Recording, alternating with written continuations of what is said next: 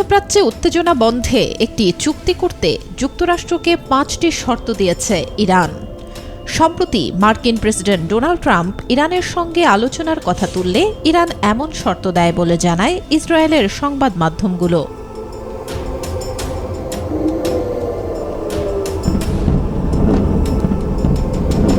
Israeli সংবাদ মাধ্যম channel 12 ইরানের একজন কর্মকর্তার বরাত দিয়ে জানায়, মার্কিন প্রেসিডেন্ট ডোনাল্ড ট্রাম্পের ঘোষিত আলোচনার অংশ হিসেবে এই সংঘাত নিরসনে ইরান কিছু কঠোর দাবি তুলেছে।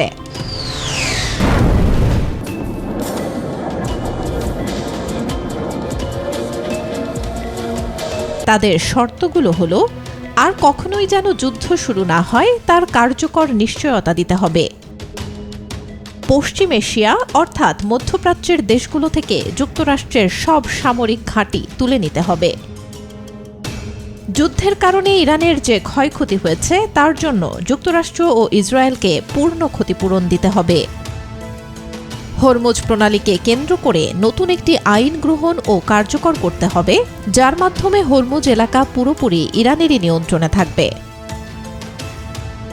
এবং ইরানের প্রতি বিদ্বেষপূর্ণ সংবাদ প্রচারকারী সংবাদ মাধ্যমগুলোর সঙ্গে জড়িত ব্যক্তিদের ইরানের হাতে তুলে দিতে হবে অথবা তাদের বিচারের আওতায় আনতে হবে। এদিকে মিডল ইস্ট আইয়ের প্রতিবেদনে অতিরিক্ত আরেকটি শর্তের কথা বলা হয়। সেটি হল, যুক্তরাষ্ট্র ও ইসরায়েলকে এই অঞ্চলের সব যুদ্ধ বন্ধ করতে হবে। এর মধ্যে ইরানপন্থী সশস্ত্র গোষ্ঠীগুলোর বিরুদ্ধে চলা লড়াইও অন্তর্ভুক্ত।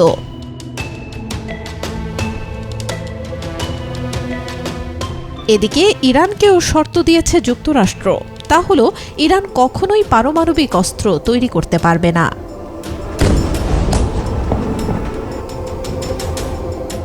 সোমবার ট্রাম্প বলেন, ওয়াশিংটন বেশ কিছুদিন ধরে ইরানের সঙ্গে আলোচনা করছে।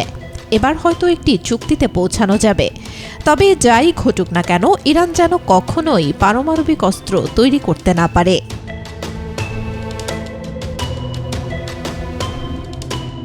এদিকে ইরানের সঙ্গে আলোচনার ঘোষণায় হতাশা আর বিভ্রান্তি দেখা দিয়েছে ইসরায়েলের মধ্যে।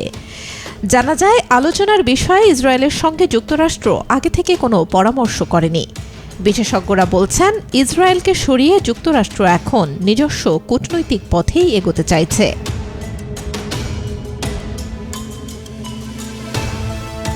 ইসরায়েলের অনেকেই আশা করেছিলেন এই যুদ্ধে ইরানের বর্তমান সরকারের পতন ঘটবে, কিন্তু বাস্তবতা ভিন্ন।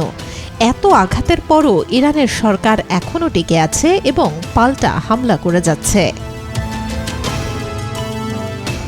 Desk report, B news 24।